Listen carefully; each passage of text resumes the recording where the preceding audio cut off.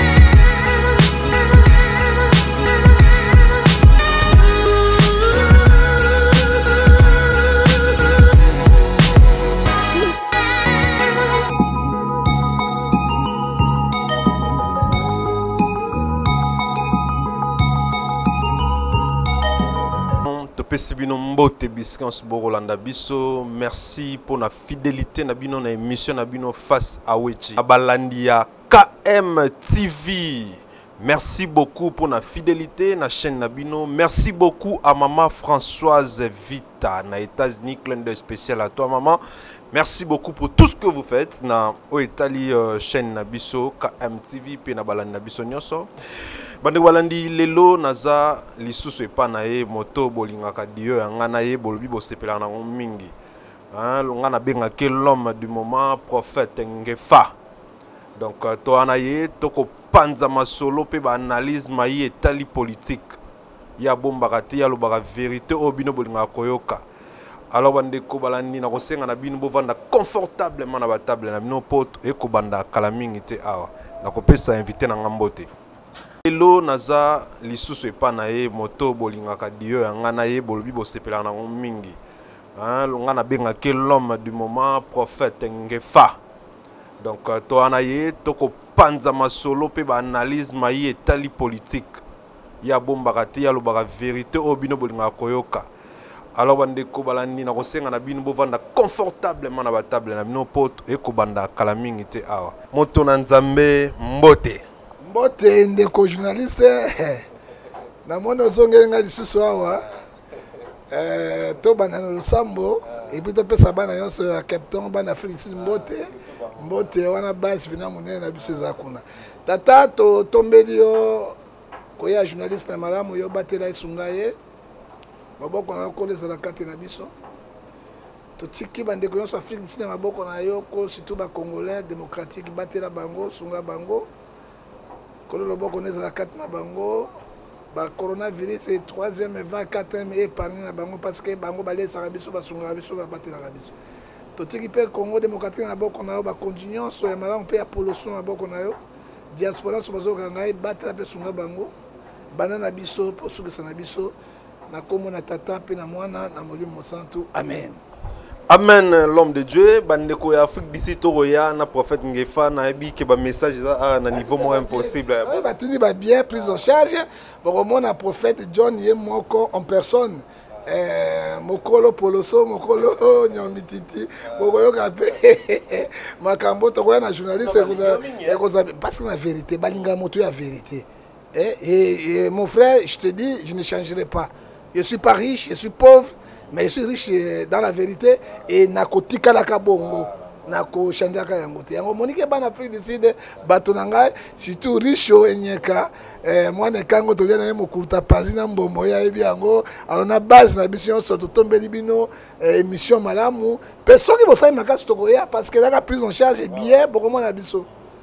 Merci beaucoup, l'homme de Dieu. Est-ce que grave? Soit validé à Canada, parce qu'on a fini ici par invitation. Est-ce que c'est grave? Moi, je n'arrive pas à comprendre. Parce qu'on va valider à Canada. Alors, on dit que Sabino la vérité. Concernant politique, concernant l'église, concernant le monde. Mais quand il y a besoin d'inviter. Alors, il y a un prophète Ngefa. Et mon journaliste, il sera béni. Peu pour le Afrique du Sud est tombée. On a solo. On a sûr. On a tombé. Merci beaucoup l'homme de Dieu. Toko tanamayi mboka actualité eko salama mikolo. L'homme de Dieu tomoni 24 ans depuis Mokonzi Mobutu akenda paix à son âme matika biso. Tomoni famille na eza awa mama Bobila na lipasa na ye bango tuna minute to kosola baza awa ba ekipo na ko sala 24 ans ya papa Mobutu. Alors toni to eba est-ce que lelo Mobutu ko manqué est-ce que eloko moko Mobutu asala ya malam na mboka na biso o yo komona ke tokoki ko zoka ngo lisusu te soki ete bon ndeko omoni mutu na Nzambe azali oyo tozoko lobana ngo Jean 14 verset 6. Je suis le chemin, la vie et la vérité. Un homme de Dieu, nécessairement, il faut azala moto ya vérité oyo ezali kolobama pona bose monanzambe et salem. Ce qui vérité ezali le côté kozalate. Ce qui molile ezali suka polele ekoma.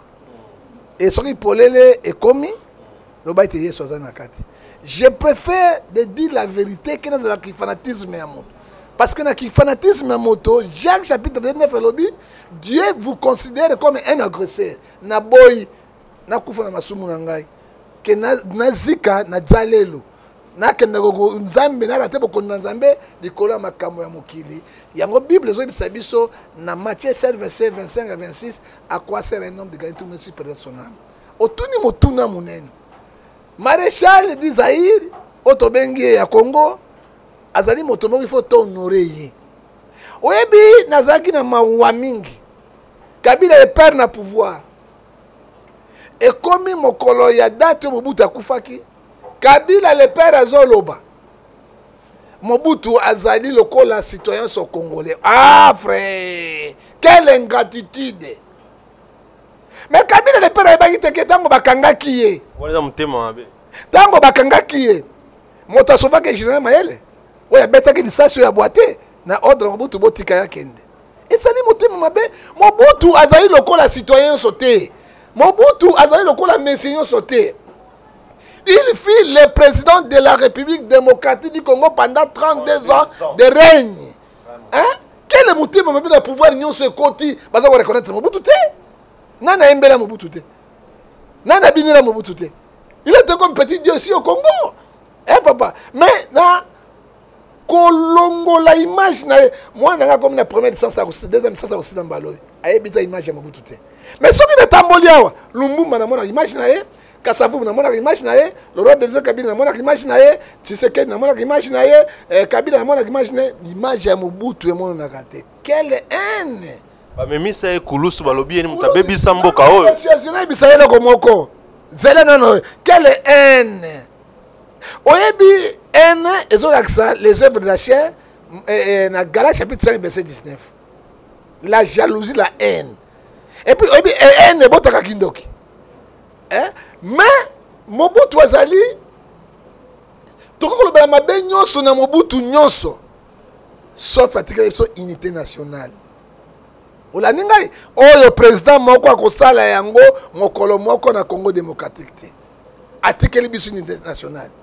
Et pas Mobutu, moluba zalaki te, mokonga zalaki te, mosolo zalaki te, mama moko, mokonzi moko, ekolo moko. c'est l'unité nationale oyo ko sali maka lisusu pe makela pe tanga ndenge zo tanga lelo te azaki lokola prophète parce que Saoul lui fit le dernier prophète dans l'Ancien Testament mais les gens n'ont pas cru mais na liwa Saoul parmi les prophètes dans l'Ancien Testament Saoul azana kat alors baki ma tête coûtera cher après moi c'est des délices yangoyo alors je n'arrive pas à comprendre papa Mobutu a commis lokola moi loko ya pamba lokola simple mission moi na saka basirage loko na saka bazo bosana loko ya Mobutu ya tikeli biso ya mi balé monsieur Mobutu azaki tribal te okomona bilo na ye moto abandundu moluba moyombe tout il n'était pas tribal. Et puis Mobutu Kabola qui institution na moto nyonso oyo sala musala oyo todo mona lelo banda pouvoir ya Kabila le père jusqu'à ya Kabila le père jusqu'à Tshisekedi ezali nde otobengi yango musuku partout bango na bango pas au ministre kotia aso azali mongala bango tu bangala na bangala oyo azali moswahili bango tu basona baswahili mais tozo ke na mboka wapi mais mboka tambola kaboete. Il y a un échec total au Congo parce que bazo tia n'importe qui na place où il y a quitter. Deuxièmement, troisièmement. Mais Belge a construit la République démocratique du Congo. C'est Mobutu qui a construit la République démocratique du Congo. Kamata, 18 ans à Kabila, 3 ans papa naé, ça va 21 ans. Sur 4 moins 32 ans, écoutez 18 ans, 17 ans quelque chose. Botala bango na 21 ans 11 ans pamba tala sikoyo bato bakambi mboka pendant 21 ans tangelanga réalisation na bango zéro bilan à part wenze ya marché de Alberto Alberto batika zéro bilan na oyo moi boulevard batia trofale awa ezala déjà zéro bilan. Mais regarde Mobutu leo bazo finga Mobutu babe Mobutu ndokie Mobutu asisa bato kindoki na bango elekia Mobutu ma belle na bango elekia Mobutu lelo oyo RTNC c'est Mobutu qui a construit tout le monde a IDPS Fachi akola na mokonzi Fachi akola na bana Mobutu mais yepe on dirait ko beta mamango kara moi je n'arrive pas à comprendre ce qui bazongi si papa na yo azalaki même ex premier toi azala parrain na ça je connais Mobutu a parrainé à Tshisekedi ouais ça na pouvoir comment ta parrain yo okozo c'est d'accord na yepe na honneur na honneur vraiment azo kundama na Maroc na moni cimetière Mobutu lokola cimetière ya bato ya ba Congo alors que tout le monde y Tshisekedi le père ye zonga to kundi na honneur nyonso est-ce que Mobutu ko méritant ngote ya mona zo bisa na honneur nyonso monsieur tuzo kende yango Tshisekedi le père n'était pas président de la République premier ministre honoraire mais tane ba kundi digne comme un chef de l'État. Mais c'est lui qui était chef de l'État en place. 32 ans de pouvoir. Babosani Mobutu. Na moi ba cimetière ba Congo ba tsaka banda ko mosusu elekio Mobutu na Maroc na kitoko. Et je plairais. Ba to ba tse bango ba monument oyo Kabila le père. C'est lui qui a mené les Rwandais Mobutu Mutabu mboka Kabila le père. Ayina ba Rwandais ba Burundais Bugandais, lelo guerre tozana yango. C'est lui en tête. Ce n'est pas Mobutu. Mobutu alingaki biloko wana te. Ah papa, on a toujours souffert les lots, ce n'est pas Mobutu. Il faut dire la vérité. Mobutu azaki na mabena ye malamu nde zalaki palingaki Congo. Parce que tellement Mobutu alobi, ce qui pour nanga pour na Congo na si pas na diable je le ferai. À cause ya Congo, il aimait un patriote. Alingaki Congo zali ba ye ba étranger ba tondi na biso wa te, o ba ye ko yiba biloko na biso ko tia mboka par terre. Mais azali eloko moko te tolobi na Tshisekedi boy yo lingo joka lino ya Lumbumba na 32 millions de dollars ya lino vamba lino Mobutu Lumbumba kutu batia na side soda tanga bete colonel de lino et quoi bazwa bano tiango na musée ya Belgique alingo somba yango na 32 millions de dollars pour eya ba kokunde no ne Lumbumba et Mobutu qui fut le président roi du Congo azana Maroc pourquoi ko kamate bembe na ye ba kozongisa yango awa to sala mausolée moko ya munene total eza comme lien moko touristique ba tche kane na ye ba tche ba échappe na ye ba tche ba bakos na ye mais oui parce que lelo na ba konzi Afrique mobimba moto aleki Mobutu na impact na libanda azate basalela ba film basalela mo bebele ba konta mboka mususu wana oza la raison pour la miser ida miser ko sambongo combien bana na biso ba Mobutu te bana Mobutu so ba Mobutu te ozomona siko batie kani na ye batie kani na ye batie chapeau na ye batie do trois bakos na ye na be chape na ye même soulier na ye batie na biloko na nkoikoya la takawana batie yango comme musée national bato bazoko ya partout na mindele kotala vraiment qui était le roi d'Isaïe mais tout est oublié et là Mobutu asa na mboko yo toyebite papa baza bozonga pe bato te est-ce que mona mozola Kabila le père bakenda po tala te Kabila c'est lui bakenda tala ngote parce que par force otala ye muta bimboka muta na ba Rwandais ba Burundais Bugandais ba guerre tout bunda nango lelo ye muta nango na kotala mais soki ezaki mausolée ya Mobutu papa mbe moni ba touriste monde mobimba chaque jour bazako défiler ba kotala ke maréchal d'Isaïe parce que na Congo c'est lui après Mobutu c'est Kadhafi après Kadhafi c'est Thomas Sankara ozomona bato yo basali impact na kati ya Afrique pe histoire na bango ekosilaka te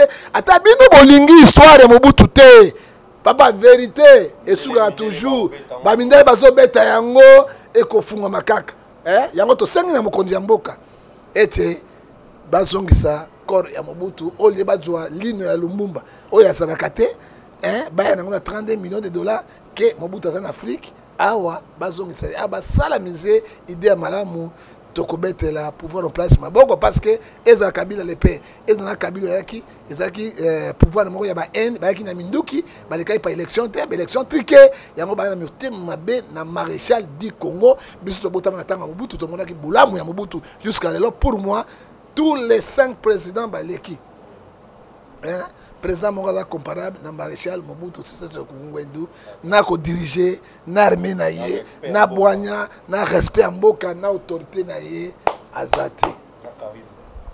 Alors merci beaucoup Motona Nzambe, je pense que votre balandi biso va comprendre hein ezelo mo esala pas simin comme on a que mokonzi monene lokola Mobutu comme lelo neti loko pamba famille na ye mais wo mona famille na mawa hôtel makandi ba telemi otali au mon pasi amertume na mitema mama Bobila zala makasi nzama kosunga makomeke na malamu maman Bobila azala makasi te parce que Bible biso Ecclésiaste chapitre 3 verset 1 chaque chose a son temps oya bango yango wana mais eloko oyo sala moninga be ko sala mabi attention ata Mobutu ebembe monani ba misusu bibembe ko monana te oyoki papa e ko monana kate Mobutu quand même corne yango oyo tozoyeba kasi corne lomumba corne monana kaka lino.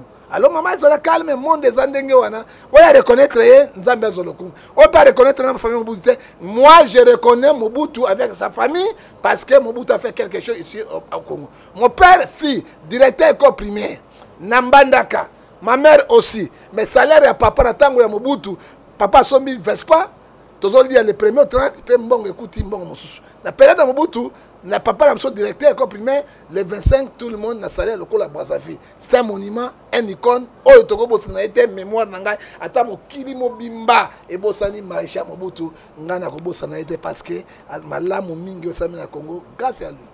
Merci beaucoup l'homme de Dieu tolobela likambo Tatiana toka ki abimi tolande tomoni ki abimi te azaka na kasho ya pasi yoko sala ya ke place azali eko ebanate ya pasi yoko sala lisusu e que au lieu ba transférer na ba acquis des droits na ba parquet jusque là na komi parquet te ba bakolo baza na aner ba musu bakolo baza soki na kasho nini eko sala pasi. Est-ce que vous pensez que likambo Tatiana o ya sali o a ko mériter nyonso selon bango o ya sali ndeko journaliste et tu Tatiana Gozope au lobby Gozope ngai c'est très dangereux yango na moni mokonda média ya kenaka pas ministre ba solo pas protéger ministre oyebi ke ba journaliste ba toujours ba victime même na guerre na biloko yonso parce que à cause de la vérité moi je reviens na constitution qui journaliste allait 4e pouvoir au Simbi démocratie na République démocratique du Congo Yami Bali toyebi eloko nini baza ko reprocher Tatiana te jusque là ce que tu as dit constitution pourquoi bino bo violer la constitution mikolo nyonso vous violez la constitution chaque jour papa mboka oyo etosaka constitution te ezali mboka moko ezali par terre et mboka oyo to sa constitution te ezali mboka oyo bendaka bobulu na mboka hein soki lelo président guinéen wana lelo frappe juillet parce qu'il a violé la constitution troisième mandat atchaki par force yango ba déboulonné osomona soki babengi nation ezali makasi nation oyo evandi na justice na kati ya justice bamonaka balance ekobotela diamant na or parce que justice ezala équivalent ezala 2 poids 2 mesures te qu'est-ce que Tatiana a fait mais soki Tatiana asala eloko moko grave ya Tatiana bokuti na minduki grave ya Tatiana bokuti na badossier lokola ya baassassiné pa ya ndako ya John Ilumbi grave ya Tatiana asala bokuti na concerté na bango bato baboma bango batia bango kuna kola morgue na kati Tatiana aweleli bosembo Tatiana aweleli vérité hein et puis na habité le ko ba kosa grande sœur Tatiana moi je l'appelais oh Tatiana babimisi boy mais Tatiana babimisi téléphone andimaka te or que ba kosa ki nous disons ceci frère to respecter ba texte ya mboka na mibeko lokola ba musulman bazo respecter Coran biso ba chrétien to respecter Biblia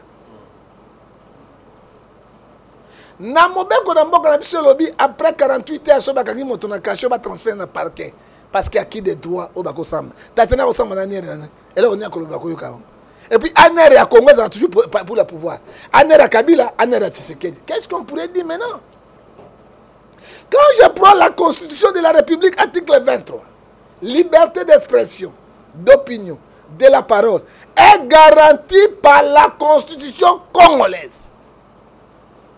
Tatiana a lobby liberté de la parole, liberté à conscience, na liberté à s'exprimer libre. Où est le mal? C'est ce que Tatiana a fait. Est-ce que beaucoup de Tatiana a coup d'état? Beaucoup de rebelles, à cause de la liberté d'expression. Yami Balé, justice, c'est ça la 2 poids 2 mesures. En la tribunal, t'es justice, monsieur.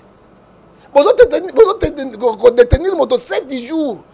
Ça va ça à qui des droits? Que dit la justice congolaise et puis constitution? 48 heures, il faut monter comme Manini. Nabestan, c'est ils sont compétents. On a samba librement.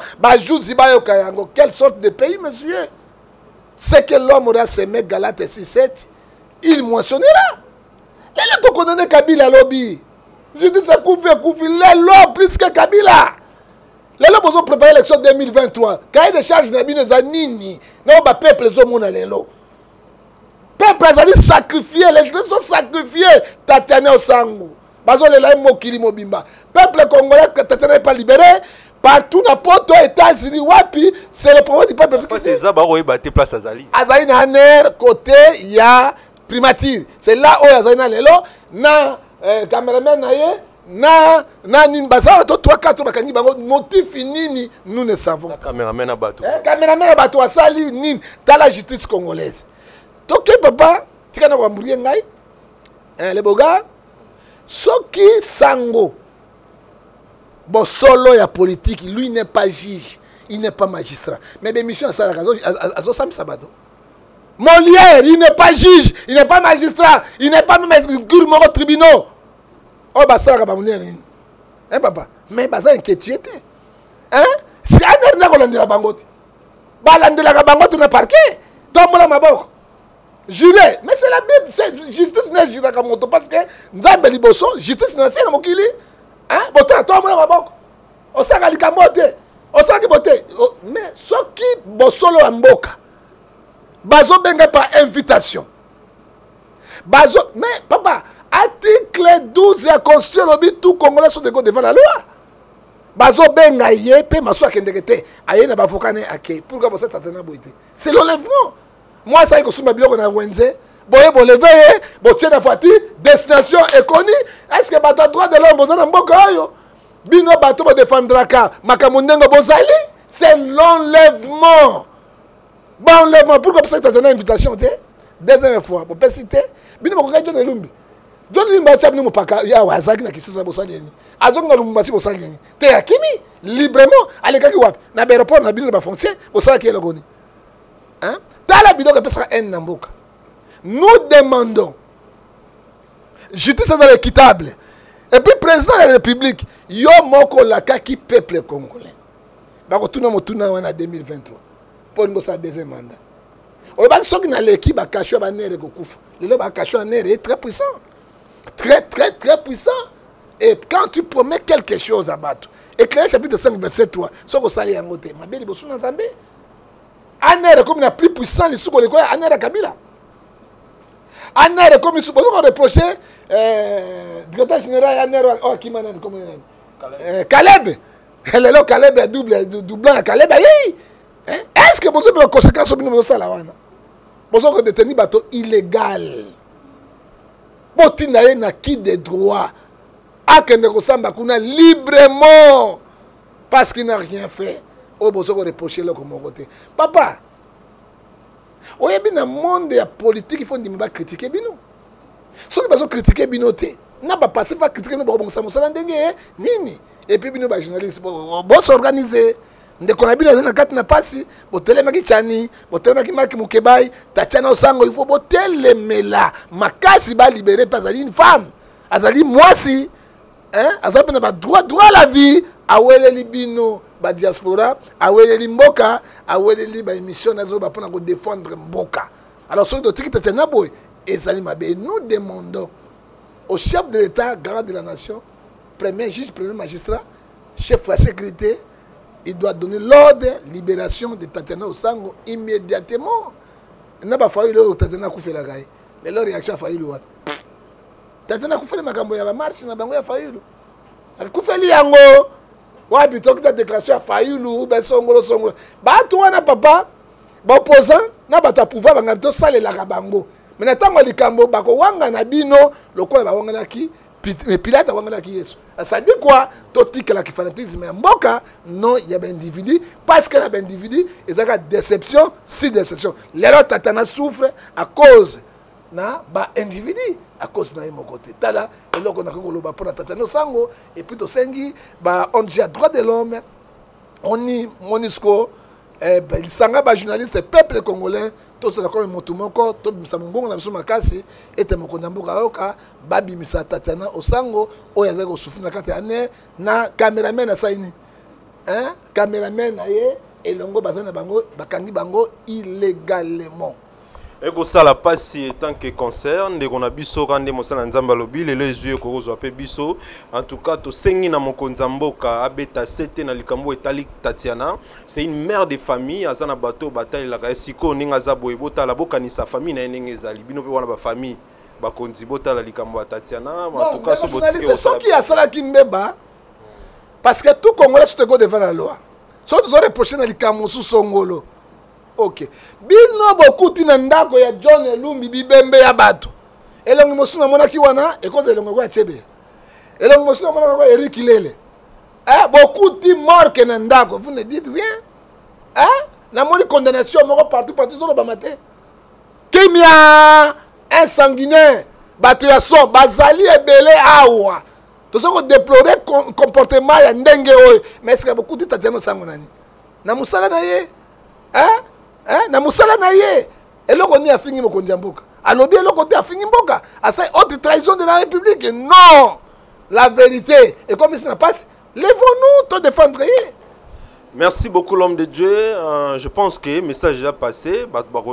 Je pense que quelque chose va se passer. Alors l'homme de Dieu, likambo ya pasi o ko ningisi moi média pe internet mikoleza to moni Christian Bosembe ko comparer mokonzi ya kala Kabila pe na mokonzi ya sika lobi ke mokonzi ya sika lokola gâteau mokonzi ya kala Kabila lokola niei.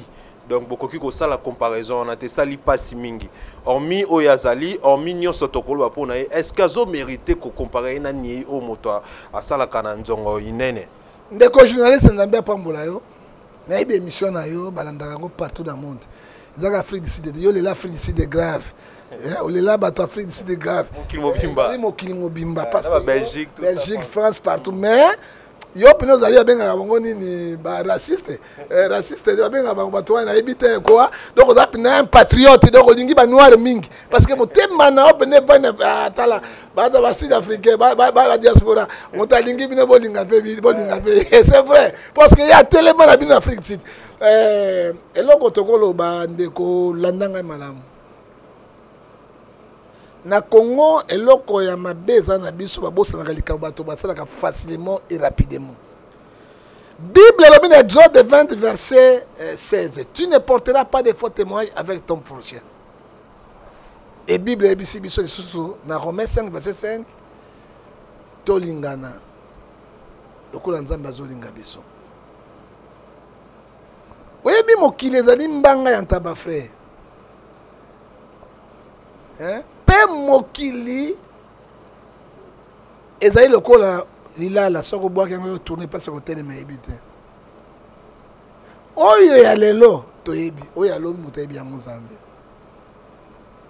oyebi ndeko so christian oyo na okia na conflit na ba konze belé pe même na ba journaliste belé na ba homme politique ba opposant et belé exemple na moki ya ba bebana ki somo na lelo oyebi Bible zo ebisa biso na Éclésiste chapitre 1 verset 10 là quoi sikena na sama belete. Si lui croit, azali journaliste aleki nyonso na mokili se trompe de lui-même. Parce que Bible ebisi biso lisusu na Galates 6 ebisi biso na 3 si quelqu'un pense être quelqu'un, il s'abuse de lui-même. Quand moi je parle avec les versets bibliques, avec la Constitution. Et puis, Bible 1 Pierre chapitre 3, verset. Token à 7 à 9. Bénissez ceux qui vous haïssent.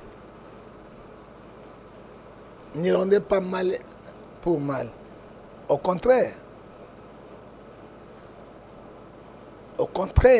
les injures sont condamnables à la loi et par Dieu. C'est la Bible. Maintenant, on a 1 Pierre, chapitre 2, 7 à 9. Frère, et ça les passe. Ceux qui sont élevés dans la dignité, monsieur.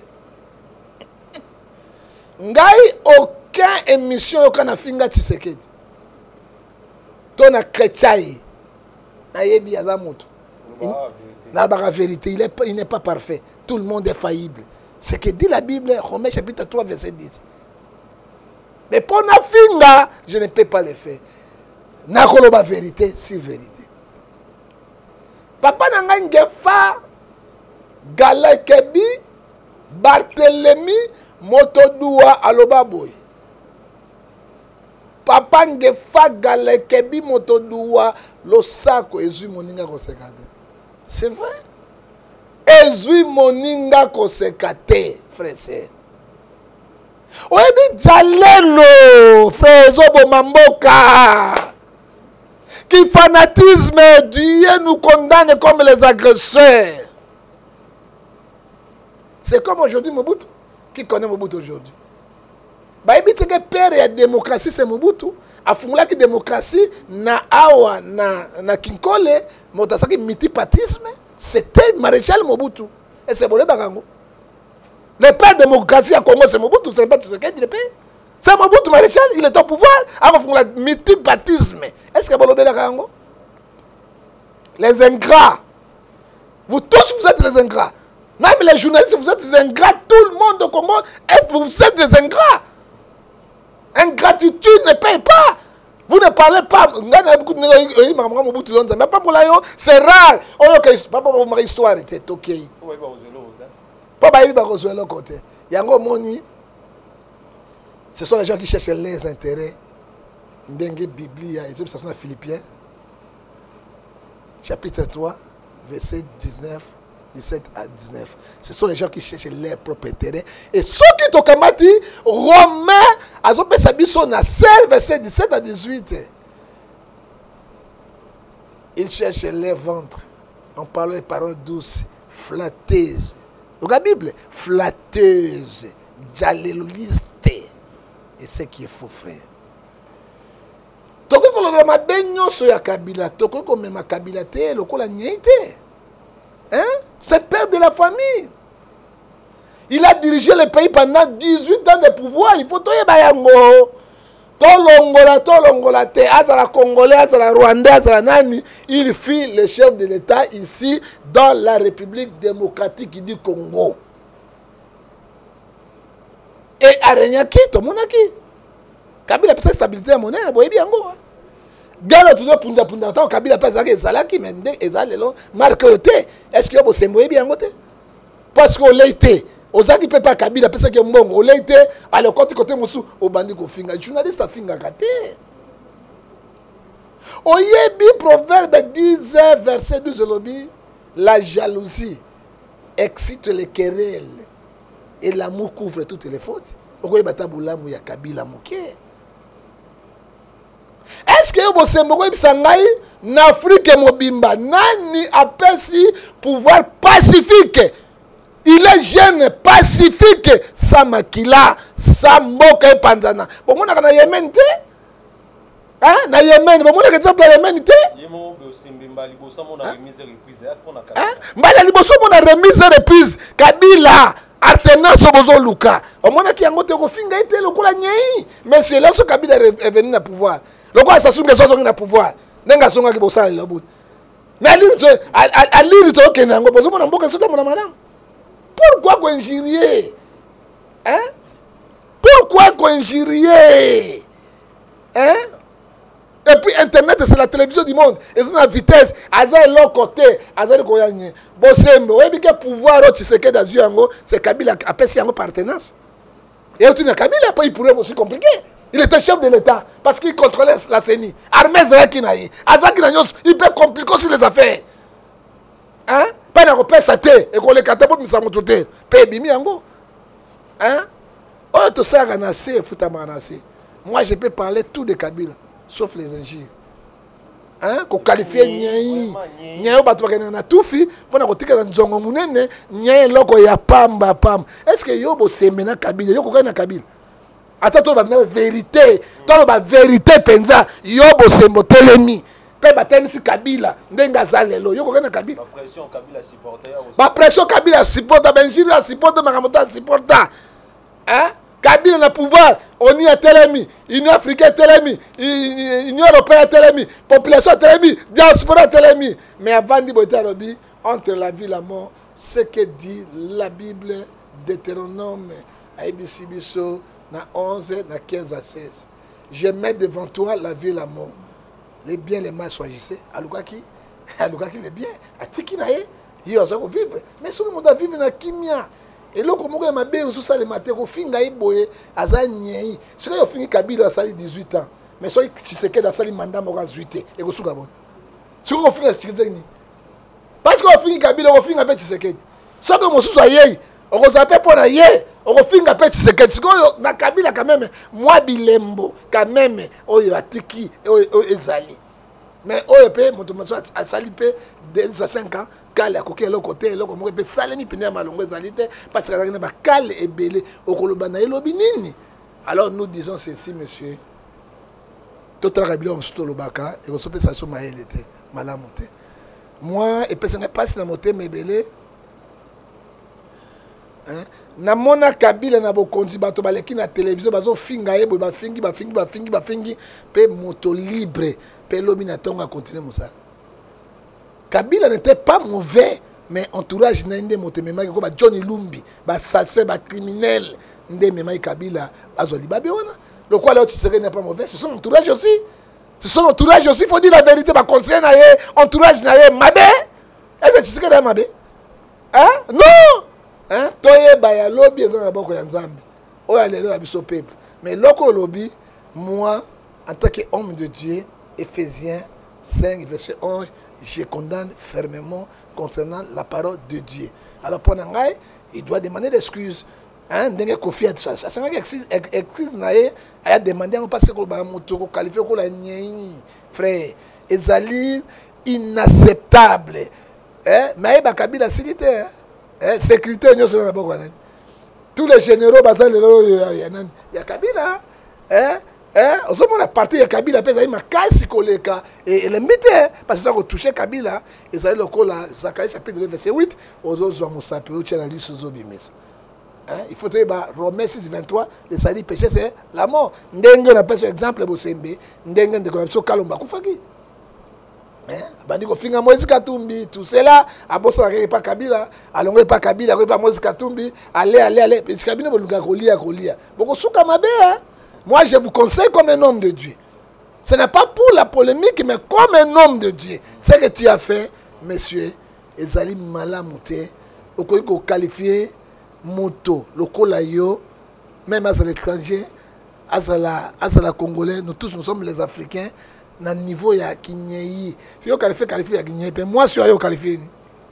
Hein, papa? C'est que moi, je suis qualifié. Hein? L'autorité chef de l'État, je ne suis pas sénateur, il a qualifié le col à Niaï. Il fallait battre médiocre. Si on est médiocre, je comprends. Mais quand on est Niaï, papa, on a dit que lobby au fin de penga. Lobby au fin de président Tshisekedi. Lobby au fin de bataillon, c'est éviter. Les locs habitent Niaï. Mais Tshisekedi au Loba Naïni. Et ce que ma camarade qui est en Mbutu, frère, ils allaient mal à monter. Et puis, ils ont reproché aux Mingi, aux journalistes, aux hommes politiques, aux alliés. Je ne sais pas, pour moi, hein, celui qui sème le vent récolte l'ouragan. Non, pas la tempête, monsieur, l'ouragan. Merci beaucoup, l'homme de Dieu. Je pense que Toro Kendalan te massirement na souka émission na biso. Mouton Nzambe. Tout le monde a sali voyage, a sali bakali qui le voyage ça fait 100 voyages. Alors babi dépense qui na 250 millions, bamsu ba 100 millions, bamsu 150 millions, mais c'est que sûr ça qui ba millions et qui na 100 voyages au mokonzambo ka sali. Alors yo ko kanisa que memi eloko moi eloko na mboka changement. Et là on a un président atikana ba voyage à moi. Ils ont apporté peuple congolais de l'autre côté. Il doit faire comme Kabila le père. 3 ans à salir 3 voyages. Kabila ne sortait pas, Kabila le père. 3 voyages.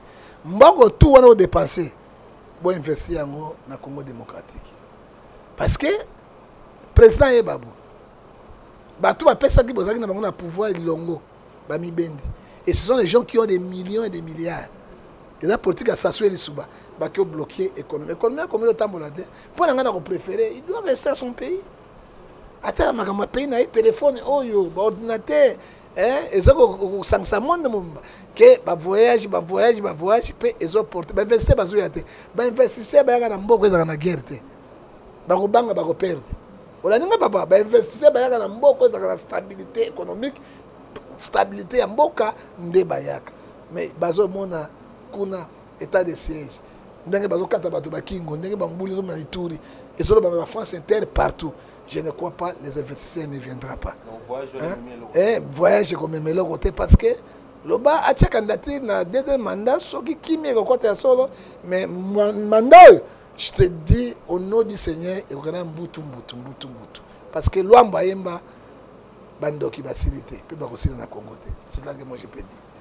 Merci beaucoup l'homme de Dieu. Le roi Moussa Lanza maintenant retourne aux questions au Siko tant qu'un homme de Dieu. Parce que c'est l'homme qui pas si mingi na parents, na parents, yoza parents, parents baza comment na bana ya première CEO, na troisième CEO ko ça la film ya porno.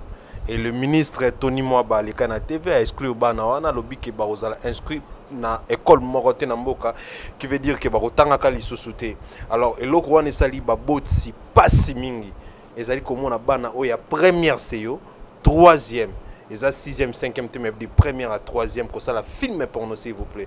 Mboka otoro kenda na wapi papa. Papa na lobi mboka ya poloso pe mboka ya ngotobo bongo mboka ya mopoto.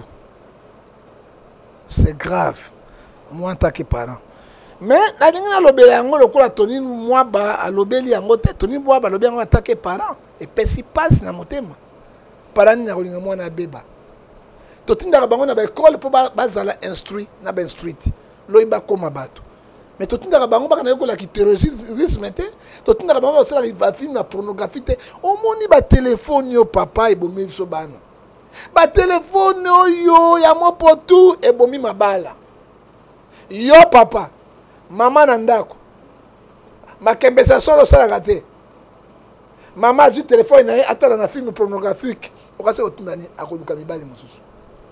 Bana ebele ya biso ba diverger bango moko. Ça ibali ba diverger bango à cause de ba truc. Et puis si passe na mawa. Komona bana bilenge ya boye. Puis bazali ba mineur. So ba komi ba dite ba osala bon. Ça dit quoi bana wana basa beba na Congo ba pouriti. Ba leki ba mama na bango.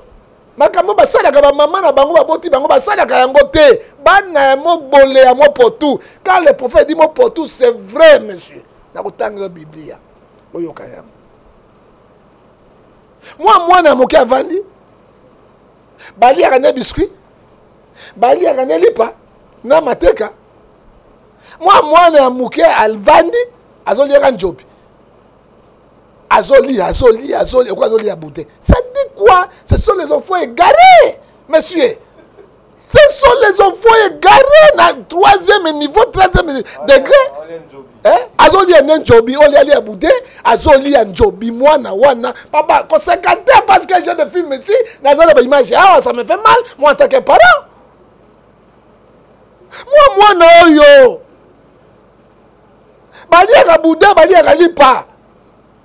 Balia ka shingom ya zoli ya njobi ya zoli ya njobi ya njobi na toni sai oba njobi wana yena Jean 10 le voleur vient pour détruire pour dérober pour égorger ko détruit bana na niveau ya boy papa tozo ke na mboka ya Sodoma to Gomorrhe nzala pasi crise économique makamonyos to côté bina banjobi ezali pasi inezapa mais so kale njobi panza akatanga melati akatango ta melakate tango li osoli ya bombo bombe toni saka oli o mende so ina yo liande li papa toni sa yo nous condamnons ça en tant que les parents ngai na d'accord na ministre ce qu'il a fait en tant que parent mais je dis à ministre l'infraction individuelle on sanctionner école wanate parce que enseignant ba kotinda bango te ezali mayele mo potu ya poloso akoko bani mayele na bango ya poloso pe ya mo potu na kamati na Biblia totanga yango na Biblia monsieur. Biblia eza ko ebisa biso Ephésiens 4 verset 19. Ayant perdu tous les sentiments, ils se sont livrés de commettre toute espèce d'équipabilité. Lokola bazanga éducation na ndako. Ba rata pe école. Et pas ya nzambe pe ba raté yango monsieur ndebo soto ezo sala kati na bango. 1 Thessaloniciens chapitre 4 verset 7. Car Dieu nous pas appelé à faire l'impurité, mais être dans le sacrifice et dans les choses qui sont bonnes. Moi, na mosusu ya muke wana papa na kindumba yango côté afumangani peto na uniforme. Oui, bien que l'uniforme est sacré. Tenue militaire est sacré, uniforme est sacré, parce que l'uniforme est quand hôtel T. Hein? Même tenue militaire quand on appelle hôtel T, ils sont sacrés. Dans l'état de Nzambe. Moi, je suis tiré de Moutara, je suis pas ma belle épée koyate. Moi, belle épée. Petou ala zo beta njobi na marque ah bana oyo bili ali abano bazoliaka il faut ministre intérieur assistant de banzete oyo yo tamona Kinshasa banzete oyo papa boma mama biloko na ba poudre yo tambola oyo un petit méchant njobi yango lokola kanaki kokana abeta ne ba fesse pap azo beta kwa punda mwana wanda bimi punda na ye eloko fele ya mobole tala de loko ne mwana mosusu wana o mosusu mwa petona soko moni mo longo kwa camion ça d'accident o mwa bis ça accident mwana obali soko azongi bogar makamo mabe azo simena mabele lokwa beta itendo choko itendo na ngai itendo allez kuna ali azo simena njobina lisusu ça dit quoi? Moi, en tant que parent, il y a un danger. Oui, côté Libiso. Bana, on a des camarades na bango. Donc, il y a des gens qui ont ville à Kinshasa et à comporter Bissonine. na bana basi na mibali se sont foutus. Donc comme ta Bible. Bible est biso na 2 Pierre chapitre 14. 2 Pierre chapitre 14. Ils sont les yeux pleins d'adultère. Bana ya lelo ndeko na ngai journaliste babanga moto te. Tango bisto kola na tango ya Mobutu ozoloba. Soko tali mwasi botamiso. Ya fungula miso. Azoka sona tala. Wa lelo o tali ba tali. Asa yo ebla. Ozo mona c'est dangereux. Suka ngomona. Lembo. Yango Bible bi leurs yeux sont pleins d'adultère. Misonyo sur ya bango basi pe mibali bana na biso pité na pité. Que dit la Bible, ce n'est pas moi. Vous pensez ça minimum beto ça conjoncture. Conjoncture te ba bana na bonne vie. Ils ont milimo mabe.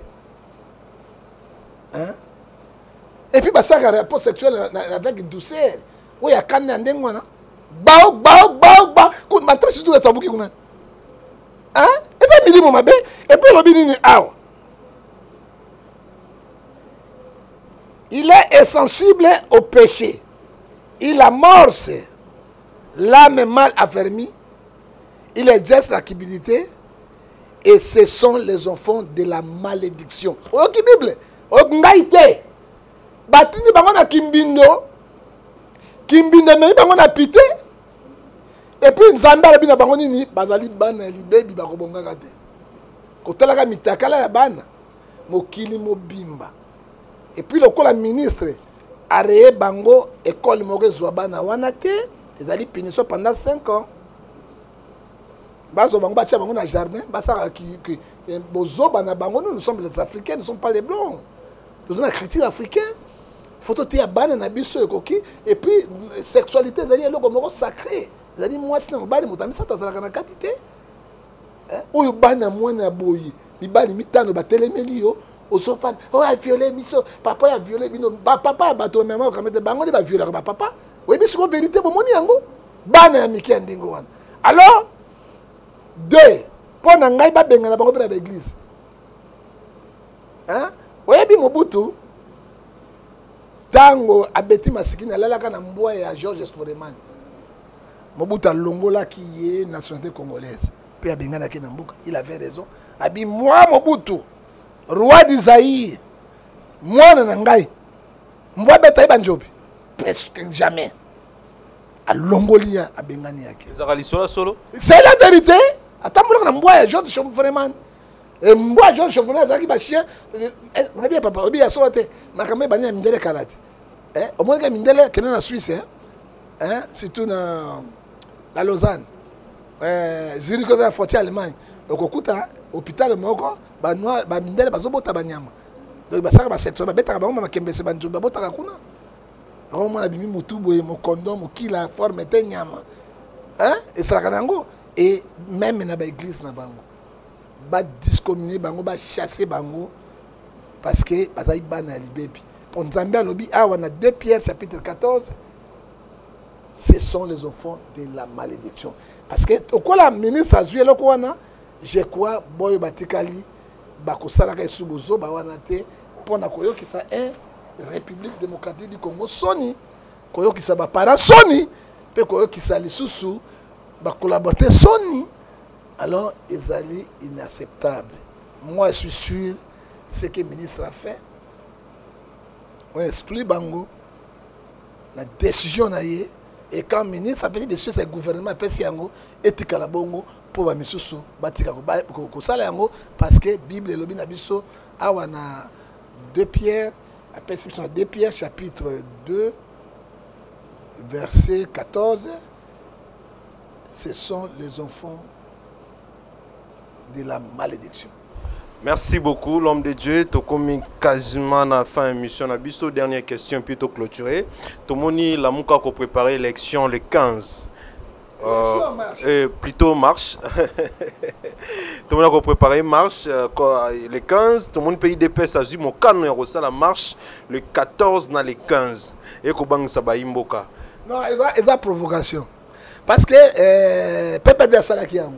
tant opposition ba UDPS ba sapi ba marche bango pe ba kei ba sapi marche mokolo esuka kini confrontation bino bolemba te ka bato ba kufaka ba makile tangaka hein engobila loko azobanga jamais kabunda kolongola na musala comment eko ndima na ville moko marche esalema mokolo moko bato mibale bayokanaka te soko kasi ekosuka boni les attaques idepesa biso tokosala lamuka biso tokosala ekoapporte nini mpe ekobima nini soki gouverneur azali mpenza solo azobanga mibeko olie aboma marche ya lamuka atika idepesa ou bien aboma ya idepesa atika ya nani ya lamuka parce nyonso signe mikanda siko police akoprotéger nani au cas de quoi il faut au cas de quoi problème euta na ngobila parce que bakotuna même na justice na biso oyo ya cassation oyo komi lelo elongwa cour de cassation ekoma nini na justice na biso oyo ezali awa cour constitutionnel ekotuna ye ndenge nini yo mokonzi ya ville okondima deux parties mibale groupe mibale ya minene esala marche mort d'homme il faut éviter ba mort d'homme c'est le moment allons la mort parce que la mouka pesa que na liboso mais article 26 de liberté de marche pacifique ça garantit la loi ba garantit bango ke batia mobulu marque wana et couper sa malamu. Est-ce que marche à la mouka qui peut apporter quelque chose to même un problème même marche à la mouka et qui peut porter biso et loko mokote to tambola na mboko et belé to suka na mort d'homme to mona ki pouvoir et céder quitter pour ngai marche pacifique babo eloko moko songo ezali bien mais total to ça la marche yango et à comporter na Congo nini réponse na ngwa. Merci beaucoup l'homme de Dieu. Nous sommes à la fin de notre émission. Motonan Nzambe, to continue la deuxième culte. Moi liloba suka na baimboka et puis na mwambote na ba oyo balinga ko. Liloba suka na pesika na bandeko na ngai ya Afrique du Sud. Surtout riche enyaka. Moi en Afrique du Sud, moi en Kanga, na bandeko nyonso balingaka yo na balingaka biso tout. Ndenge ndeko lobi, je vois bien nga biso yé, tu as un problème te. Toko tala pe bino kuna boyoka ba vérité nezobi ma émission ya kafu kafu. Ça la peine na bango émission. Partager na bango ba idée. Toko sambela pe ensemble donc la ngana moto na Nzambe, toko sa culte moko spécial to tia mboka na boko na Nzambe et kozala malamu. Bino bo s'organiser kaka ba musicien bato ya théâtre mes frères bato na Nzambe ya solo batikali muke boyoka liloba ya vie to bondela po na mboka. Tout ça, mission, qu'est-ce qu'il faut faire pour que nous beaucoup na passe? Yé mon gars Zaliwana, après ça m'a candidat Nabino, donc tu as ma candidat, tu as ça va continuer à mboka na ba émission, balanda biso ba yokaka parce que Congo a tant souffert. Peut-être on a espoir moko, il y a développement mboka exacté. Donc on change 10 présidents, ceux qui doivent avoir le même comportement, Congo et quoi avancer mon kolomoko, mais pour le moment, qu'est-ce qu'il faut faire? On va le faire dès qu'il est chaud. Congo ezali mboka na biso ezali patrimoine na biso toza na bolingo na yango mais to détruire yango te un homme de Dieu apesaka paix apesaka moto te et un homme de Dieu aibi makambo comment aza ko chéri papa to sala émission na ki toko to fingi moto te to encadrer bato dans la vérité et dans l'amour du Seigneur et kozala malamu mingi dans une invitation et pas yandeko oyo parce que to zali pembeni na koya soki bokotinda yango bokomona biso.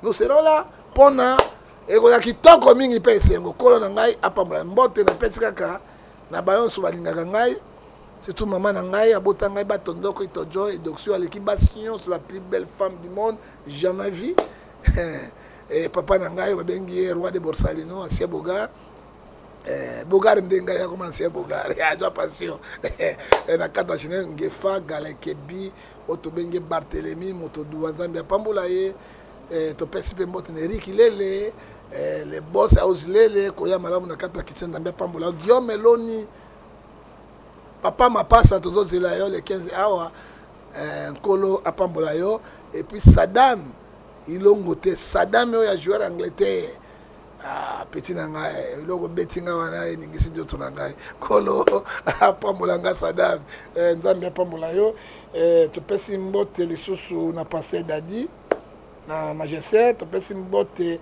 les sous évangile de Guy Kabuya na c'était de l'Olivier Kolo apambola président wa Roma tobosani yo te mokonzi ya diaspora na cadre tinaki $100 na yo mpona contribuer église nzambe apambola yo il faut que contribuer église oye omoni biro na ngai kitoko parce que bato bapesaki misolo nzambe apambola yo injelumbe nzambe apatoni mabela nzambe apambola na catholique et likando grand maître mwana imene akwa mambo na kati italien tonde na sukisi wana kolo apambola yo et général ondekani mfumu ya bamongo komo na mpela ebale kolo apambola yo mais na regrette kaka un jeune général boy pension permaturé a comme 50 mais tala bato ba servir mboka botala et puis quand déconnanga général ondekani oui oui na ebika ndengo tala no bato yo ba servir mboka il est jeune asali pe mingi général mingi la ministre de défense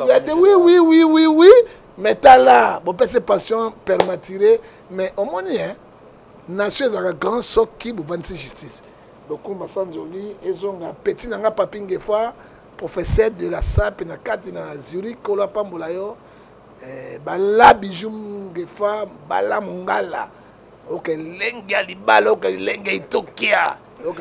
Merci beaucoup. L'homme de Dieu, prophète Ngefa. L'homme du moment. Bandi Afrique du Sud boyoki. Et ça Afrique du Sud tena moni Angola bobenga ki Australie partout. Ba bomoni que bozana posa bomona biso toza disponible pour na bino toujours na service ya mboka. Un grand merci à Jonathan Lukusa, à Jojo. Merci beaucoup pour tout.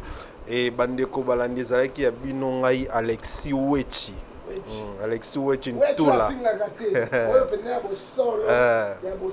Landinga solo. Alexis Wechi Ntula Kokechi ya bino ndeko joker de la presse. Botika la malamu.